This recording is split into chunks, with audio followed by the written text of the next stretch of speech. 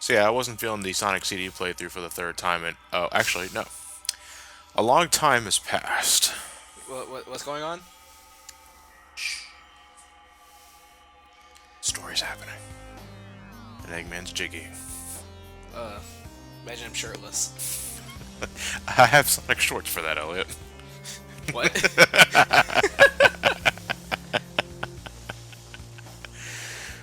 I But don't know no, why. I don't know why I'm just imagining Eggman just yelling clear when he stabs him. that's exactly what Lewis said when we did the brain scratcher on 2 years ago. Yeah. Anyway, folks, welcome back. We're back into the Sonic universe, and I realized when me and Elliot were planning on doing some small playthroughs until we have enough footage recorded with all three of us so we can have a consistent schedule, we never did quite get to episode 2 of Sonic 4, even though me and Elliot did episode 1, God, about 4 years ago, I think. Christ. It's somewhere. I don't think it's 4 years, but definitely I think close to 3. Jesus, dude. And yeah, It feels weird. so we are going into the second episode of Sonic 4. Well, if you want to call it that. Well, so what exactly are we watching here? This is episode Metal. This is content that you unlock if you have both episode 1 and episode 2 on the same console. So sorry, Wii owners, you can't get this, unfortunately. I know that pissed off a lot of people. So what is episode Metal? Simply put, you're just seeing the origins of how Metal Sonic came back for episode 2. And it's as simple as that. That's literally it. Yeah, Eggman picks him up from Stardust Speedway because that was the last time, canonically, we saw Metal Sonic back in Sonic CD. Oh wow, 4 slicers. Way to fucking go. So yeah, Metal Sonic was picked up by Eggman in the bad future of Stardust Speedway, so I guess Sonic fucked up at the end of it all. In that kind of continuity. Yeah, so I guess we're running off bad future canon. Because as developers know, they assume you went for the bad ones. Yeah, fuck the time stones. Ain't nobody got time for roboticizers. Ain't nobody got time for that, no. Yeah. Without the bronchitis. Then Eggman said, "Oh Lord Jesus, there's a fire." But anyway, so yeah, the journey of Metal Sonic is pretty simple. We're just, we're back in Mad Gear Zone from Sonic 4 Episode 1, and lo and behold, its true purpose was finally revealed for this. It's a station used to recharge Metal Sonic. Or not, they could have just been lazy and say, you know what, we have Mad Gear Zone. Why don't we use that as the basis for recharging Metal Sonic? Because convenience. Yeah, convenience is the name of the game here, ladies and gentlemen, when it comes to level design and shit. We'll get more into that as we go into the real meat of the game here. But in terms of Metal Sonic, he's just like Sonic, nothing different, just a metal coat of paint.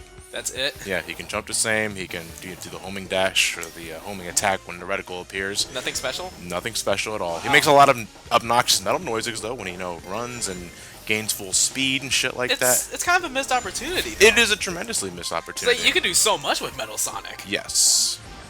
And I'm all for characters having different attributes as long as they keep the speed in mind with, oh gosh! Oh, shit. Okay, whew.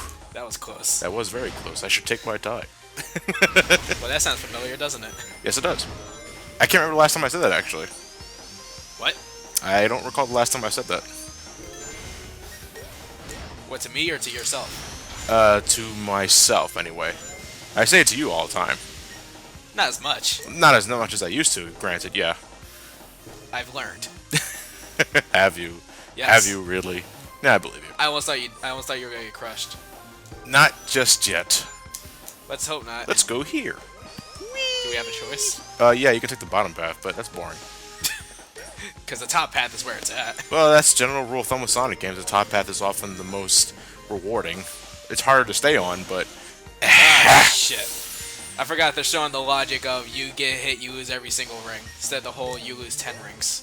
Well, yeah, that's classic logic. I know, I'm just saying. But this game, annoyingly, like Episode 1, still follows Sonic Rush logic when it comes to ring loss. If you get hit multiple times, your rings go farther and farther, to the point where it's almost impossible to pick them all up. Wow. So in this, jump right here, because that is a bottomless pit down there. So be very careful with that.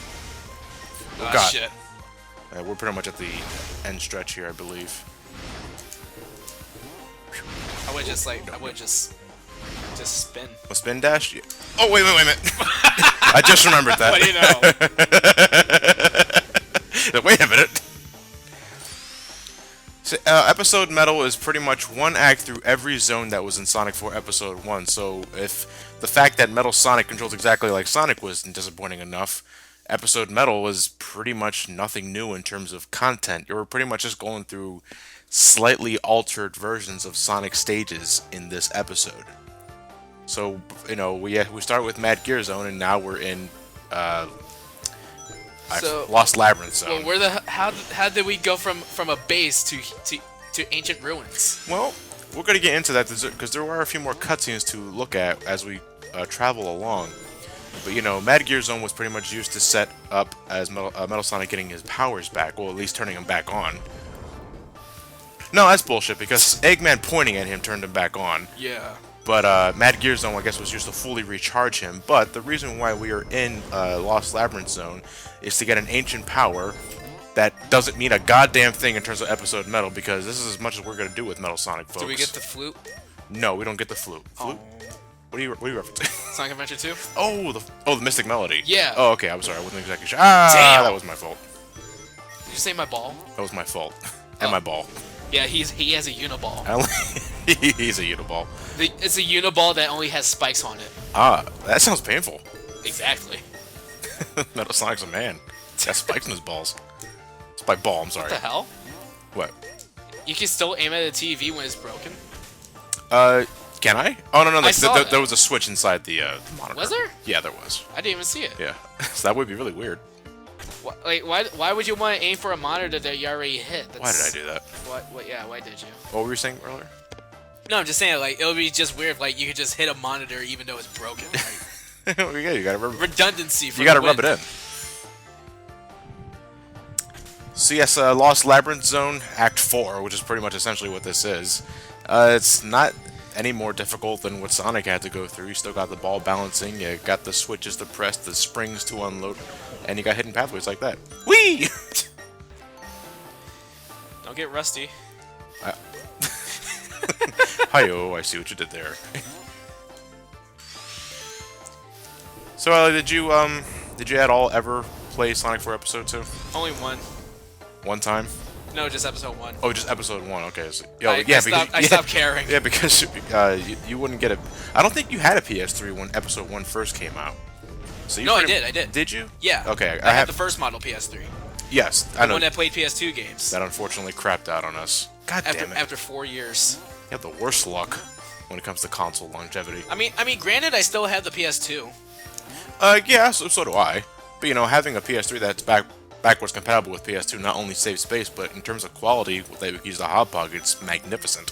Yeah, that's true. But unfortunately, if you're gonna get a PS3 that's backwards compatible with PS3s nowadays, you're paying a hefty fucking price. And I'm not about to do that, folks. Nope. I'm very comfortable with my PS3 Slim. Yes, as am I. I have a Super Slim. Mine is white. Mine's a Super Slim too, isn't it? I believe it is. Yes. It has the opening tray. Yes. Yeah, it's the Super Slim. Yeah, we're both Super Slim. No, we're not. Yeah, that's a goddamn lie. On a serious note, though, I do feel really bad for Wii owners. Yeah. Of Episode 1. Yeah, I mean, because Episode 2 never got a release, in case you guys weren't aware. Episode 2 never saw a release on the Wii. It was strictly PS3, Xbox 360, Steam, and I believe I had mobile phone release, just like Episode 1 as well. But Wii owners were completely shafted. Or Wii U? No, not Wii U either. Wow. Yeah, they were completely shafted, and I think that was kind of a dick move on. I mean, I understand you want to... No, even then, I still think this game was perfectly capable of being on the Wii. Yeah. This game is not that... as we'll get into Episode 2, when we get to the real meat of this playthrough, Episode Metal, at the very least, reuses all the assets from Episode 1, except for this glowy purpley ball of energy. So this is the reason why we're in Lost Labyrinth Zone. Metal Sonic was sent here to absorb this mysterious power, which we don't know what the hell it does, but, the most obvious thing is that it powers Metal Sonic up. So he's zooming off out of Lost Labyrinth Zone. And why can't we do this in game? Because, upon doing that, he wasted all the energy. Fuck you, Metal Sonic. Yeah, but we can't fly as Metal Sonic. This is what happens when you go Kaioken 10 × 10. Yeah, and you burn yourself out. And you burn yourself out in only 3 seconds. What a pussy. Yeah, but, Metal Sonic, he can't do any of that. He can't fly. He doesn't have jet boosters of any sort. Missed opportunities. Yeah, extreme missed opportunities. Whee! Okay. That's all you get. Yeah. Casino Night. Wasn't that Casino Night? Haha, that's Sonic 2. I forgot the name of this. Casino Street? I don't know. I don't remember. I don't care. I really just... I didn't like Sonic Episode 1 as much. Sonic 4 Episode 1. Sonic 4 Episode 1, you know what I mean. Yeah. I just didn't like it a lot. What was it? Because it has been a while since we've visited Episode 1. What was it about it that you in particular didn't really like about it? It's that one thing I just can't, like... I can't, like, pinpoint it exactly. It's just something that rubbed me the wrong way about it. Well, there is, you don't have an affinity for the classics as much as I do. Not as much as you do. Like, Yeah. I do like the classic, I just don't play them a lot as you. Yeah. Like, But even then, even with your rather, for lack of a better word, newbie yeah. Perspective. Scrub. I guess, there you go, thank you. No, I appreciate that, I really do. Even something, yeah, Episode 1 still left a pretty sour taste in your mouth. Not that Episode 1 is a horrible game by any means, it's perfectly functional. But It's just that, you know, as a sequel, could have been better. it could have been a hell of a lot better. It's like having a warhead for the first time. Oh, a tactical warhead? No, the candy. Oh, okay, like a nuclear warhead. You know, that's how you first get your first nuclear missile. You blow it up and you're ultimately disappointed. And then you ask your parents for another one, but they say it's too expensive and you just had one. Okay, this is a top path that we can take, but you have to be really good with these bumpers. I am not really that well good with them. Not well good with them. Not that well good? Not that well good. Oh, redundancy. Oh, man.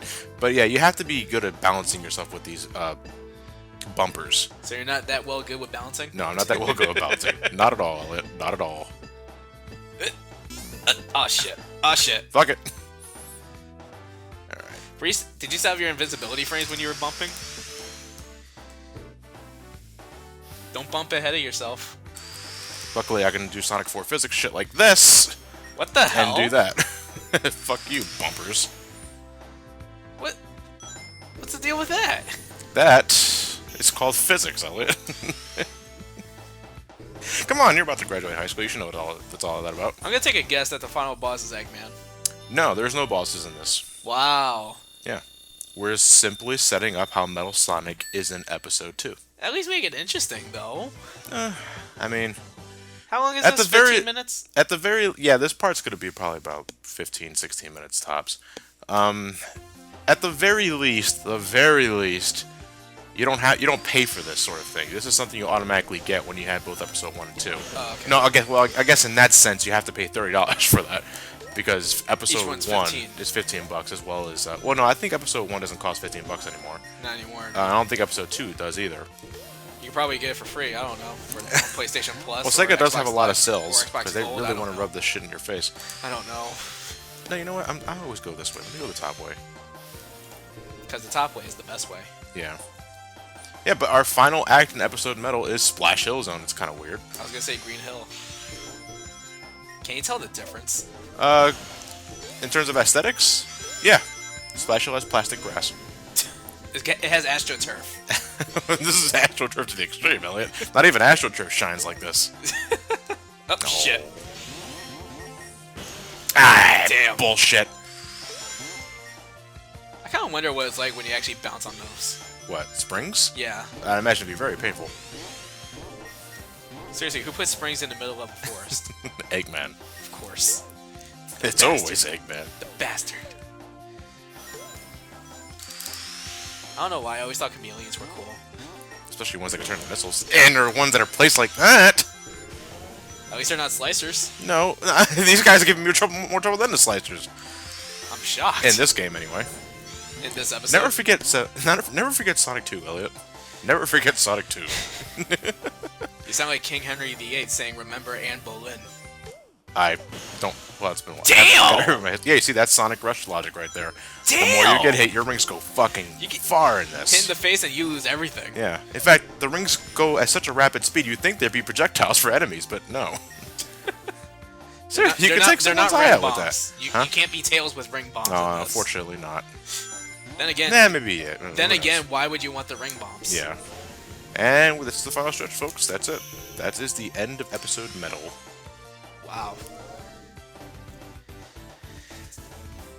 If you're wondering why I have 71 lives, folks, I'm rebooting my old save file. but for the sake of the actual playthrough, we will be booting up a fresh file, so we don't have all the 7 Chaos Emeralds upon starting. No cheating. To be perfectly frank, though, folks, we're not going to be going for all the Chaos Emeralds because, unlike every game after Sonic 3 and Knuckles, in the Classic series anyway, to my knowledge, there's absolutely no point in getting all the Chaos Emeralds unless you really want Super Sonic. But like you say you're just gonna be Frank, but if you're Frank, then who am I? You're Elliot. Of course. Okay, so Sonic and Tails got away in the tornado. Instead of Metal Sonic chasing after him immediately, he decides to hijack Tails' rocket. Why? Maybe to conserve power. I don't know. Conserve power my ass. Yeah, we wasted a lot of power just getting to that point. And you saw how Metal Sonic just abused that Labyrinth Zone power that he got earlier. But now he wants to hijack the rocket. Who cares? Okay, folks. We'll see you next part with the beginning of Sonic 4 Episode 2. Elliot, grab your controller.